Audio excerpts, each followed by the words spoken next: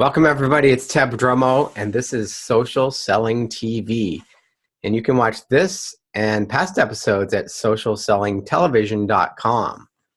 And today's guest is Alex Lanshe, and we met, must be 3 or 4 years ago now, at a mastermind we were in together.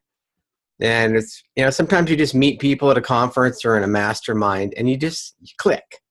And other people, you have relationships, but Alex and I just, something about it, we clicked, and we've been on each other's email lists for the last few years. We interact on social media. We've just really become virtual friends from this experience. So welcome, Alex. Hey, Ted. Thanks for having me on. So tell us a little bit about your background. You can say it much better than I can. So background, if we're going all the way to the beginning, started out in martial arts as a little kid. So I was 5 years old when my parents put me in martial arts programs. And from there, never quit the training, just stayed with it. Everybody else, goes off to different sports and things. I just kept plugging away at it for a long time. Did a lot of stuff there. And when I got to be around a teenager, we started to shift into reality-based training, more like with military folks, police, like really trying to figure out how do you actually protect people in real life and not just do the tournament stuff, which I did when I was younger. So from there, that's pretty much where it was at. And then in 2014, I started my own company, training my own clients in personal protection, self-defense, and things of that nature. Anyone from young adolescent, maybe like 12, 13-year-olds. I have a couple of clients around that age, but the majority of them are adults who are just interested in real life. How do I actually stay safe? Yeah, it's kind of sad that we all have to think about that these days. I'm telling you. I wish that it was not necessary, but it's becoming more and more necessary. Yeah. Yeah, you wouldn't even think about it. No. I saw someone post today, it's like, are you considering buying a bulletproof vest? I'm like, oh yes, to walk around in daily life. No, I don't want to do that. No. I don't. Well, see, the thing, not to go on a tangent, but they're starting to get way better at that technology, though. Yeah. They have some now that look like a polo shirt. Yeah. They don't look like the huge, police Kevlar, because nobody wants to wear something like that in daily life. We don't need to go there. No, yes. I don't think we're there yet. Hopefully we don't ever get there. That's partly why I'm doing what I'm doing. No, really, our chances are really minute that something will happen to us. But right. Yeah. So we've been talking, boy, I've been on your email list for a few years, like I said. Mm-hmm. And a while back, and I always am telling people, you got to share your vulnerabilities. You got to tell your stories and be authentic with your audience. Yes. And if you don't do that, you're going to get okay engagement. But once you start showing that you're not perfect, amazing results happen. So tell us about these emails you sent. Gosh, was it about a month ago or so? It was at the end of June, I believe. Oh, okay. It was already that long ago, if you can believe it. But no, you're totally right, because I started sending stuff out, right? I was like, I'm going to make my own email, send out my blogs. I've been blogging for a while. And you get decent feedback sometimes, but the thing that I'm going to talk about next is when I really got a lot of people reaching out. And it was because I actually went through, to go back to my background, one of the guys we got connected with when we started to do the military type stuff and the reality-based training turns out the guy was a poser. He was a fraud. And he had deceived a lot of us, myself included. And so I first knew him like 12 years ago and had been working with him and training with him. And the weird thing is a lot of the training we did was actually good training, but he lied about his background. Like everything about his background was made up. He didn't tell people where their money was going. So he said it went one way, but it was actually going, different places. And he's not honest about it when people confront him on it. So it was something I had to break ties with. And in so doing, I sent out those emails about that experience. And I really started to do research into cults and things of that nature, because he really was a cult of personality. I got really weird pushback from people that were in it, like as if I was criticizing God, Yeah. Because when this guy had built up this mythos that people just could not see through and let go for whatever reason, and why I eventually saw it, I don't know. Why other people don't, but I was in it for 12 years. and he Wow. was a fraud the whole time. Basically, someone said it. You ever see the movie Catch Me If You Can? Oh yeah. Yeah. That's basically who he is. He's that kind of a guy. So that's why some of our training was still really good, because he'd go to different places, steal it from other people, pass it off like it was his own original thought, and like he had access to it specially, and nobody else knew it.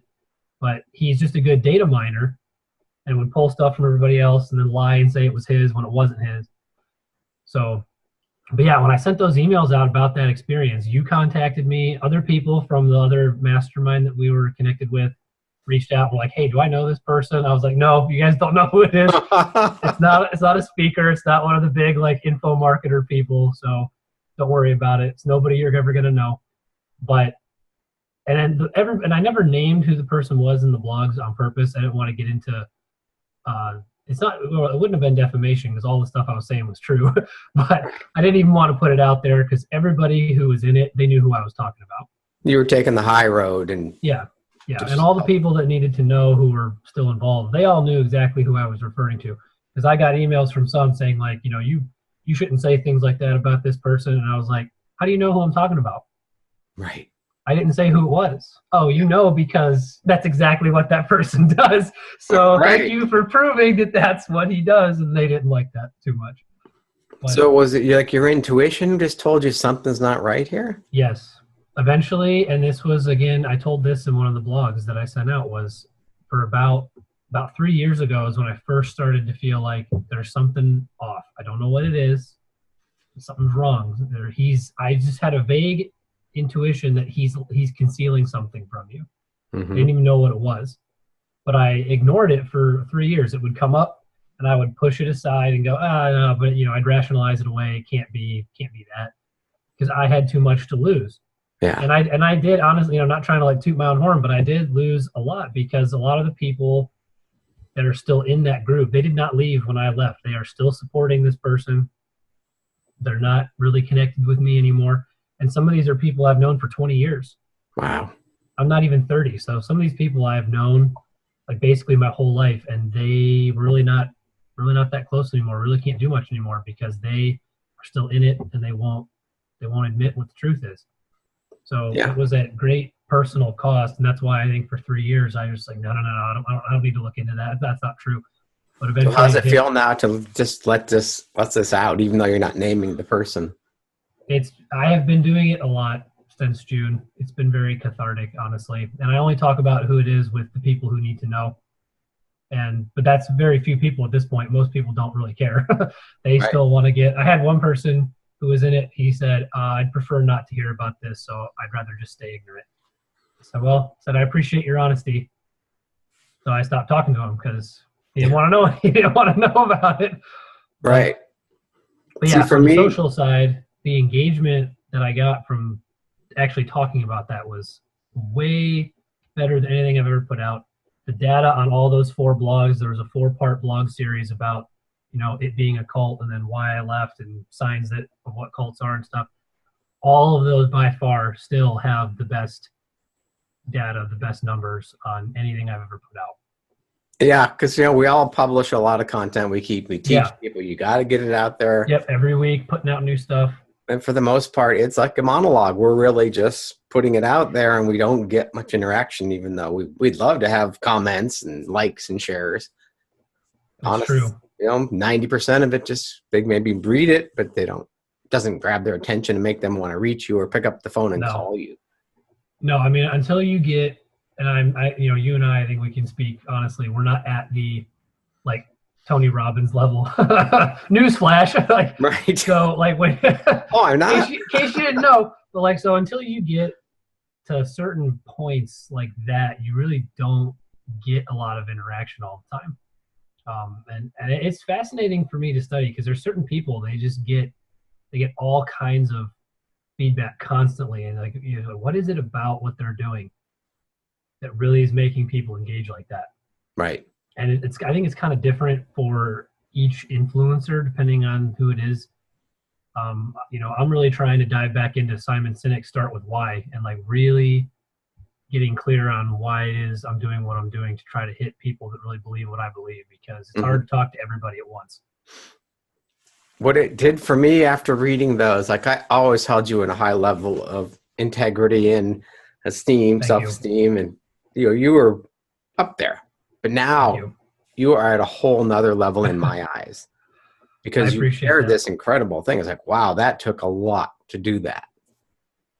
I have been told that from multiple people, and it's interesting because this guy that I separated from, he's been doing this for so long. He's probably been having these little cult-like followings for over 40 years. And so there's been a lot of people that went through what I went through and then left and, got out, but no one ever publicly exposed it that way. Yeah. Not one person. And I kind of felt bad that like I was cheated, but I don't know if it really would have mattered necessarily if someone would have written a blog. I don't know if I probably would have read it and dismissed it. I had to probably be ready myself in my own time. Mm-hmm. But it still was kind of like, man, like a lot of you other people, like you went through this and you talked to some of the people, but you talked privately. None of you like actually publicly sounded the alarm on this. You Right. know? And that was frustrating because I'm like, this guy's really not a good person. And not just the fraud stuff. The fraud for me is like, fine, you lied about where my money's going. I kind of figured you were probably taking more of it than you were letting on. Right. But some of the other things were like he would try to hit on married women in the group, see if they would cheat on their spouses. Like there's all kinds of things that you're like, well, that's none of my business. But I'm like, no, that, I hold myself to a higher standard than that. I think everybody should. Yeah. I'm not gonna sit around and be like, well, they're both adults, so I guess that's okay. It's like, no, that's not okay. He's a leader and an influencer. He should not be trying to see if female students will cheat on their husbands and stuff. That is so wrong. Yeah. Well, these people have been around forever, wrong. but now with the internet, it's magnified and Yes. sad because we make our living on the internet, basically getting our word out to the internet. So there's like this perception that everybody on the internet's a rip-off artist. Well, they're probably almost not wrong. I mean, I wish that wasn't the case, but yeah. So it is hard to be in our space because you're right. The marketing too for me is like I'm really struggling with like how do you actually market? I think the more you focus on marketing, the worse it gets. Honestly, yes. Like you just need to be yourself and be vulnerable, like we're talking about, and then whoever that resonates with, stick with those people. Right. And if it doesn't resonate with someone else, then more power to them. But because trying to like craft the perfect email to like get this emotion and to make people do that, it's so tiring. It's so cumbersome. It's fake too. You're trying to manipulate them. You feel fake. I feel fake doing it. And I think at this point, the customers, the consumer is so saturated with that now. Like just scroll through Facebook and look at all the sponsored ads and stuff. They all sound the same. Yeah. And everybody knows they're not like authentically because they care about you. It's a Facebook ad. Yeah. So what I don't know. To me, is like when everybody talks about this Facebook hack or this LinkedIn hack. Yeah, yes. Like you're tricking the system, you're going to get caught. So you can make a little money for a while, but you're doing. I keep seeing these people on there, like you said. It's like I know that's not working. That's a trick. Yep. Because you get suspended, your account gone. LinkedIn account's going to go away, or Facebook. Yep. Or the people that are like, I got rich doing this, and now I'm going to teach you how to do it for a lot of money. And I'm like, wait a second, time out. If you got rich doing that, why aren't you still doing that to make a lot of money? And that's the trick. You wouldn't it doesn't have work any anymore, time. so let me teach technique to somebody. Make more you wouldn't money. have any time to be teaching me if you really had X strategy that was making you millions on, what on earth, you'd be running those things all day long. You wouldn't be setting up teaching classes. Right. I made millions flipping houses. Let me teach you how. Like, well, let me teach you how to do it. There's still a lot of real estate you can flip. Like, why aren't you flipping the real estate? So I don't know, but it's the experience you gain, I guess, from being in the industry. There are still some good people out there, but you gotta find them. Yeah. Yeah, we're not going to resonate with 100% of the people. There's going to be people that love us. There's going to be people that hate us. There's going to be people that don't even care about us. So find those people that love you by sharing your vulnerabilities and being honest. That's the same thing. I agree. I cannot take money from people if I can't help them. No, exactly, exactly. I've had so And many coaches tell me, Ted, you're leaving so much money on the table. Like, I'm not going to I'm rip sure you people are, off. but Yeah. but you actually have a moral compass. Yeah. I So, sleep at night very well yeah, because I know I'm exactly, helping people. exactly. I said I'm not willing. I kind of likened it to like celebrities, like willing to sell their soul to get into a film or something. And I'm like, I'm not willing to sell out like that.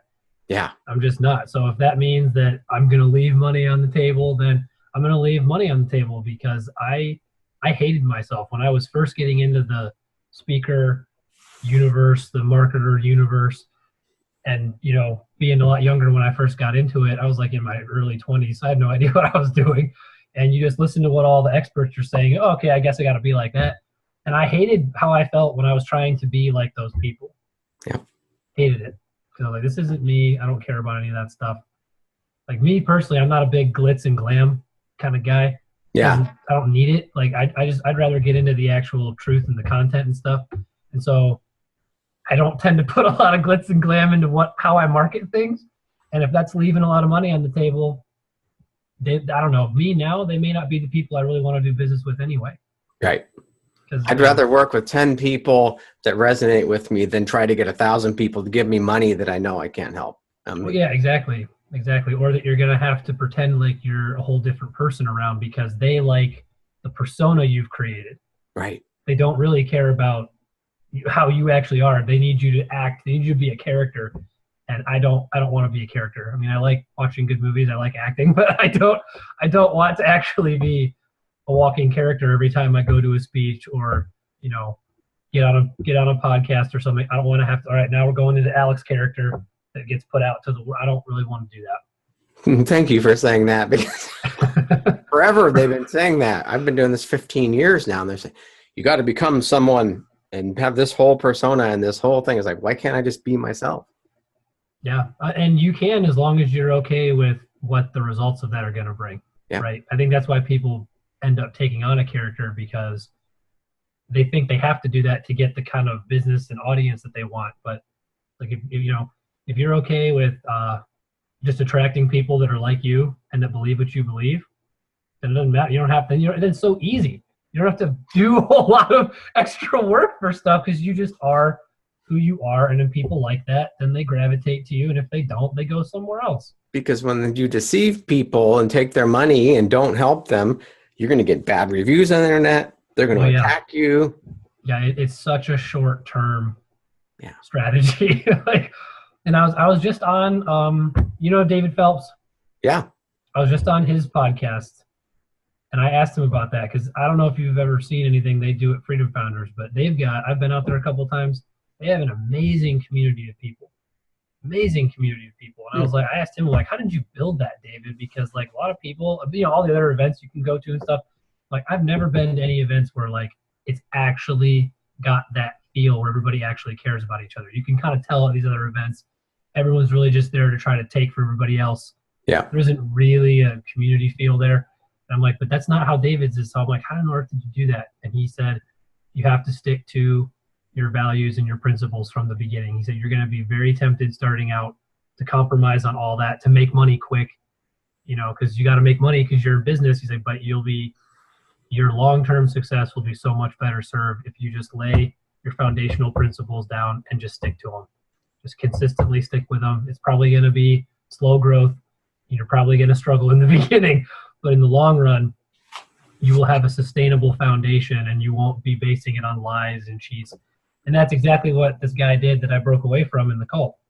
All his stuff is built on lies. And so when people finally figure that out, it's over. There's no trust. Right. And they all leave. And so the reason that really tipped me off to get out of that was I started to see people that have been around for a long time suddenly were just gone. Yeah. And there's no mention of them. He doesn't say anything about them. None of the other members talk about them. And I was just, one day, I'm like, two particular people. I'm like, where did these two people go? I'm like, and they were like some of the most influential, like gung-ho, like we're all about this people, like in the group. And then suddenly they're just gone. I'm like, they just paid a lot of money to like get this new rank. Like, where did they go all of a sudden? And I reached out to them and they told me what happened. And I was like, wow. And nothing they said like was like, oh, that can't be real. Everything they said, I was like, makes sense. That just confirms all my suspicions and all my fears. Yeah. It's so And then much the more, easier when you tell the truth because you don't have to yeah, remember the lies you told. exactly. And the more digging I did, the more it confirmed everything they told me. And I was like, all right, well, that's the end of that. Can't be part of that. Yeah. And that's how I build my communities, one brick at a time, basically. It's just building trust and relationships. It's a slow and steady approach. And, you know, I've been around 15 years doing this. And a lot of the people that started internet marketing, some are in jail now. It's like, Yeah, that's how you know you're doing it wrong. there's some people that lost everything a couple times. Like, guys, just be honest. And so Yeah. I'm glad you're doing what you're doing. So No, how I can really people appreciate tell us that. about this new book that you got coming out? Yes, Oh, yes. So today, right? Yesterday. it already launched. It's on Amazon. It's called Anatomy of a Warrior: The Seven Virtues All Protectors and Warriors Must Live By to Successfully Protect and Serve. So we interviewed 120 different industry leaders in the protector slash warrior space, from the military, from police, and also from the private sector. And we distilled out of them what are the seven most important virtues that, again, like if we're going to clone, or the way I said it to David too on his show was like, if you had to hire, like a bodyguard and a security team to protect you and your family, like what kind of virtues would you absolutely want those people to have? Because your family is at stake, Right. and that's what we were trying to get at with the book. And so we came up with the seven most referenced virtues out of 120 interviews. So there were some that some people said, but they weren't as referenced as much. But these seven were like the top ones that showed up the most often in the interview. So it was a kind of a research gathering process, some data mining. But I got it from the actual people that have been there, done that, and do it. So anything from Navy SEALs, Green Berets, all different special forces people, and then all different various types of police officers like homicide detectives, narcotics, chiefs of police, and even some people that are just real world survivors of violence. Had a couple rape survivors, home invasion survivors, and then people that then went on to be supportive of people's right to protect themselves. So a lot of good people that we talked to in that project. So a lot of real world heroes, really. These Real people put their world. life on Yep. the line every day for us to. Yep. One guy that was pulling people out of burning plane that crashed on the tarmac. He was a ranger and caught on fire and was pulling people out of the flames even while he was burning. Wow.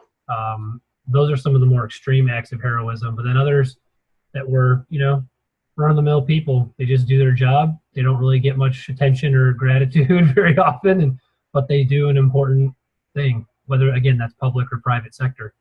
Right.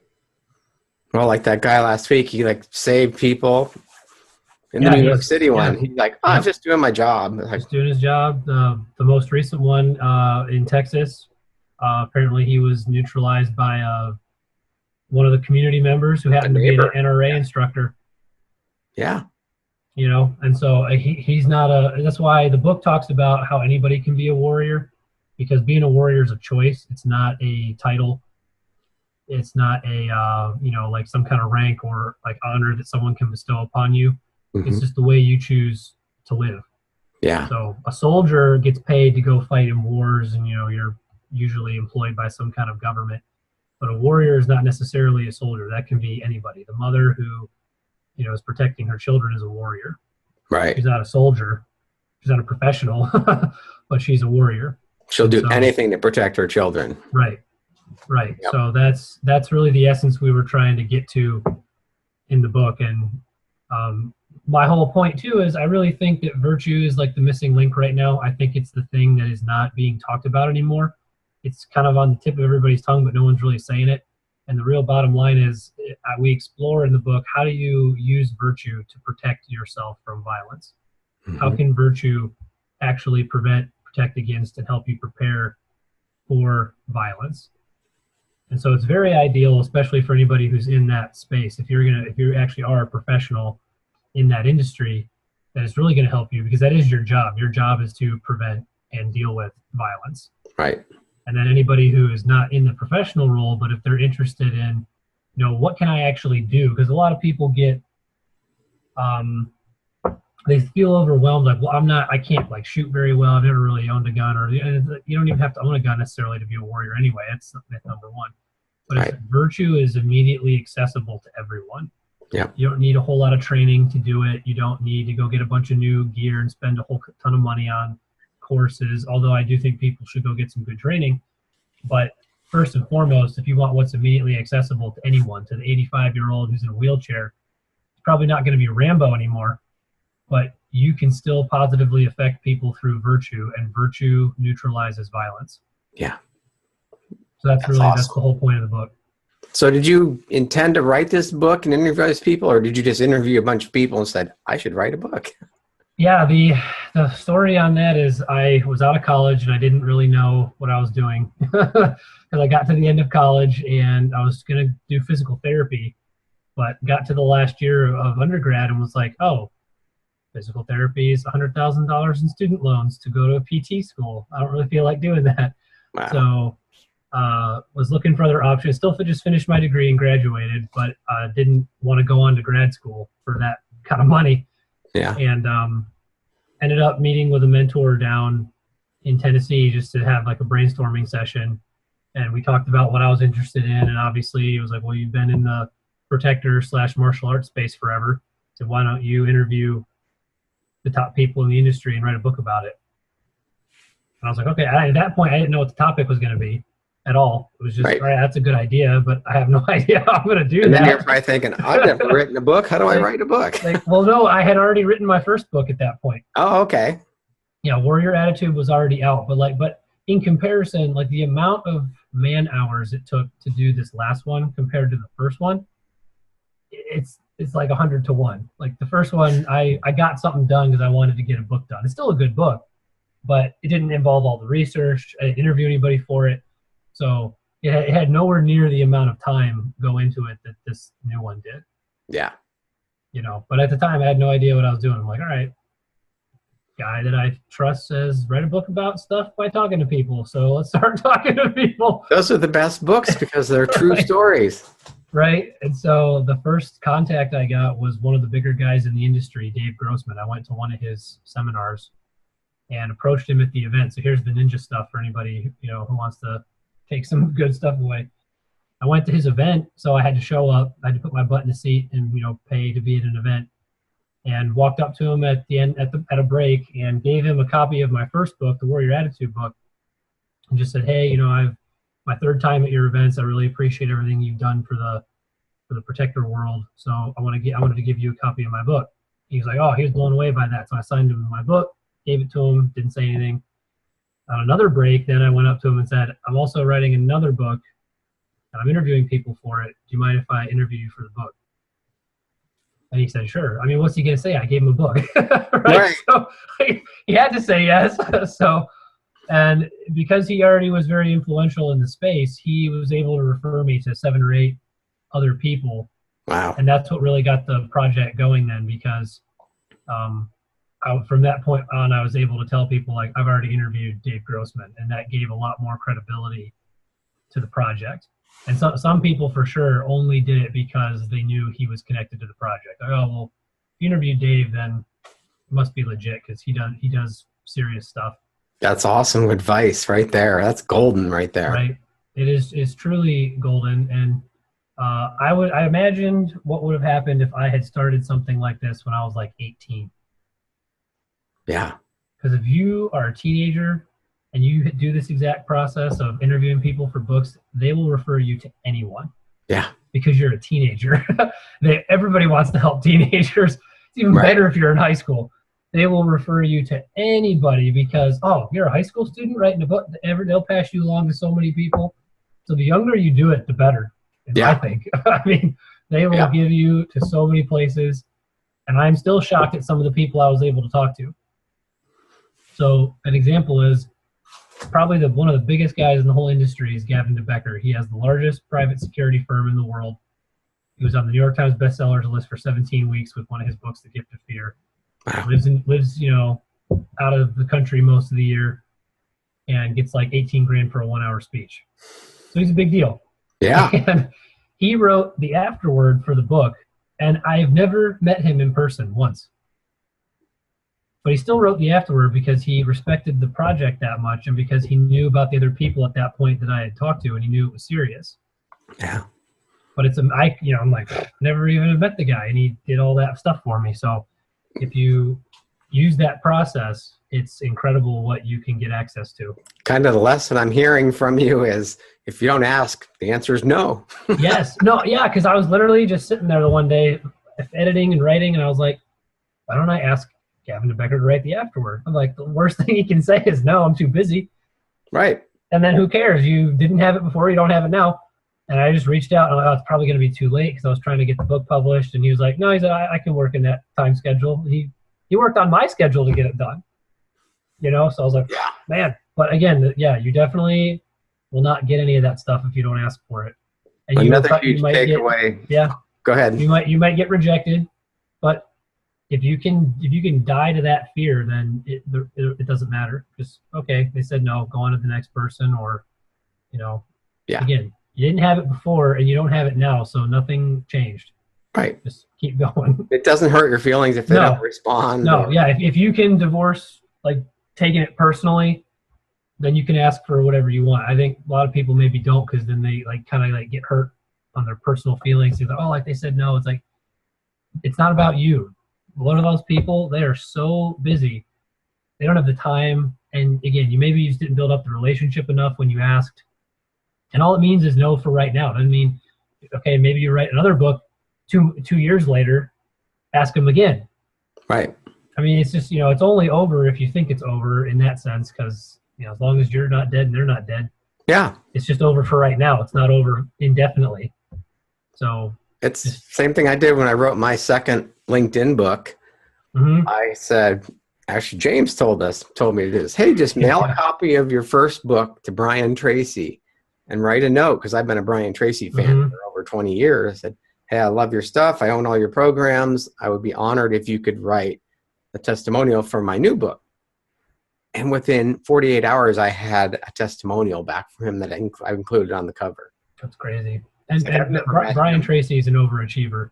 He'll actually get that stuff done. If it gets in front of him, he'll actually do that stuff. But it was so easy. Right? Right? No, it really is. But it's related to what we were talking about earlier with just being honest and authentic about it. Like, I'm working on this project. Is there anybody you know? Yep. That could write a testimonial, help promote the book. Like, that's all I'm doing now is I'm individually reaching out to all the people I've interviewed and just trying to drill in, like, who do you know that can promote it? Do you have do you have a platform? Do you know anybody who does? Because a lot of them, they've been on media or they own their own, businesses and stuff. So I'm like, how do we work together to promote this? Another big takeaway is slowly coming in, and whatever works, and whatever doesn't.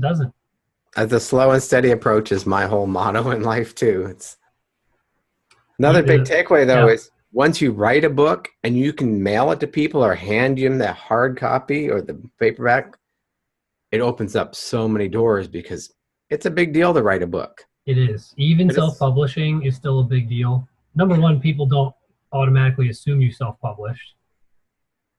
A lot of people's minds automatically go to a book is just a book. They don't know all the ins and outs of publisher versus self-publisher. They don't know all that stuff.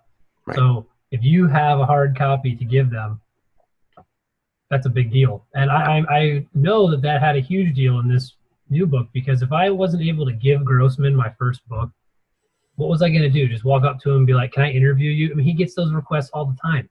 Right. All those kind of people are so busy. Like, oh, I'd love to have you on my show and stuff. It's like, but they don't know who you are. You haven't done anything. Like, they're not as likely. Oh yeah, I got plenty of time. They don't have time. Right. So they need to see something tangible. And so the other thing I guess would be a good takeaway for your listeners is, I did not care about getting the Warrior Attitude book perfect. Yeah. Which was hard for me, because if you know Julie Carrier. Oh yeah. Yeah. So I always remember her line when she would talk about, I'm a recovering perfectionist. That's always kind of stuck with me, because I'm like, I relate to that. So I'm like, I had to get over that, because you can spend forever tweaking it. Yeah. And Warrior Attitude's whole point was I just have to have one done. So I can order my own copies to give to people. I don't even care if anybody buys it. It's not about, that first one was not about that. It was about having something done that I can give to people. And has it sold some copies? Yeah. But I've already sold more copies of the Anatomy of a Warrior book than I've sold in 3 years of the Warrior Attitude book. Right. Because I wasn't pushing that one. That wasn't the purpose of that one. It's to have No. something done so you can give it to people. Now, it's still good. Like, don't put crap in your products. Like, it's still got to have good content and value. But it was much easier to write. It's 120 pages. It's just a couple of quick things in each chapter about what I've learned in the martial arts and self-defense world. Yeah. And it was easy to do. And what it really was, Ninja Secret, again, for the listeners, Warrior Attitude, I wrote the whole thing in 5 days. It was Wow. written and published and online and Amazon in 5 days. How's that possible, Alex? Because I'd already been blogging for over a year. I copy and pasted 21 blog posts and made them the book chapters, and it was done. I had to tweak it, tweak the wording a little bit so it made sense for a book, but pretty much the whole thing was done. So don't reinvent the wheel. If you're a content creator and you've been putting stuff out, you have material for a book. Just publish something. Just get it done. It doesn't have to be your magnum opus. Do the first one and then start working on the magnum opus. Yeah. Because this Anatomy of a Warrior one, this is my big one. This is going to be the platform that everything else is going to be based on for a very long time. But I wouldn't have gotten here if I didn't just do the first one. Yeah. One of my coaches told me that years ago. It's just journal every day, and then a year later, you've got multiple books. Oh yeah, you've got tons of books, and if you interview anybody, record everything. Yeah. Even if you got to put the phone on speaker and like hold up a little voice recorder to it, I don't care what you got to do, but record it, because I have all my interviews recorded over the phone. Yeah. And that's literally all I did. I could have used like probably free conference call if I'd have been thinking about it at the time.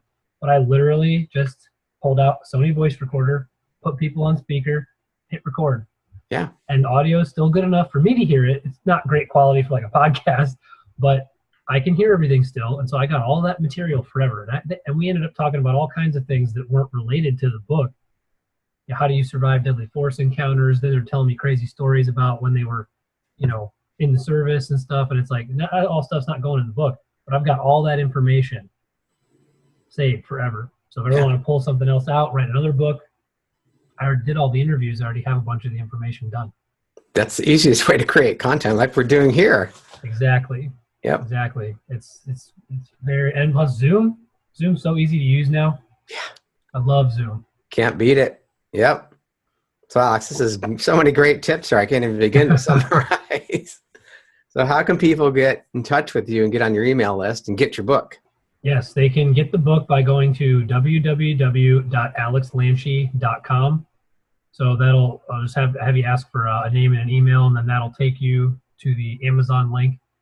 So the main site is Alex Lanshe, and that's ALEXLANSHE.com. That's the main website where I run everything out of. And I'm on Facebook as Anatomy of a Warrior. You can like that page on Facebook. Also, the YouTube channel. I think we have 5 subscribers because I just started the channel. So, but more and more are going to be coming in as people get the book. So the YouTube channel is The Anatomy of a Warrior Show. I'm doing some of my own interviews as well. I interviewed one of the guys for the book who is a 20-year counterterrorism expert. His interview is live on the channel. And also I'm doing a millennial series, interviewing some of the millennials I know and talking about how some of their success can be related to the warrior virtues. And so the first millennial I interviewed was Annie Keffer, who just wrote her own book as well, and she's hosted live events for women's empowerment and things like that. So I talked to her. She's been a good friend for a long time. She's awesome, yeah. Yeah, she's great. So those 2 are already posted. And also the new one is Patreon. If anybody knows what Patreon is. Yep. I started my own Patreon. I got my first patron. Yay. From a totally random person who just read the book. I don't even know who they are.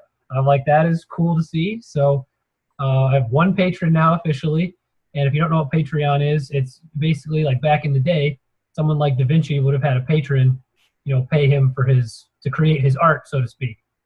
That's basically what Patreon is now, just for modern day artists. So for me, it's going to support the interviewing of more people on the Anatomy of a Warrior show, the creation of more books, getting on other podcasts, doing, live events and things of that nature. So What I'm going to start doing is all the blogs I've been doing are going to start being released every other week, the free ones. So if you want to see everything, you got to become a patron. So the free ones will be out every other week. And then if you really want to have access to all the different interviews I do, all the different content we're going to be on, then we're going to start shifting some of that to Patreon only for those members, because they should be rewarded for their support. I have a friend that had a YouTube channel like that, and he's oh man, he's had a huge following very quickly. Yep. So look up. I think it's Patreon, www.patreon.com, I think /AOW, which is short for Anatomy of a Warrior. So I'll check it out. Definitely. Patreon. I'll put it in the show notes too. Oh yes, thank you. Yeah, I'll send you. I don't think I sent you all those links, so I'll send you all those other links. Cool.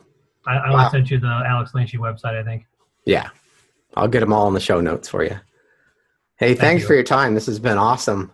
Yeah, thanks, Dad. This was great. I hope it was valuable, and I hope the listeners, got some good stuff and they can go apply it and write their books and go forth and conquer. I'm going to order your book right now. Thank you. Thank you. Okay. Have a great day. Thanks, everybody. Take care. For more free training, visit socialsellingminute.com.